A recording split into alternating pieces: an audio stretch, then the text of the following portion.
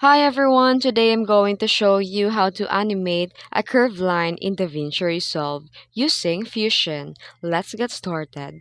First, go to Fusion tab. Hold Ctrl and press space, then type in Paint and add effect. And from the top menu, select the polyline stroke. Then here in the preview window, click the several points to start your line. Expand the stroke controls and drag the end of the right on dot to start. Then here, click the keyframe button to enable animation.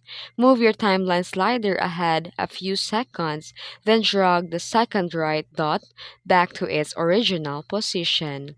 Then click on any corner joint to activate a yellow squares. Here, click and drag the squares to manipulate your line into your curve one.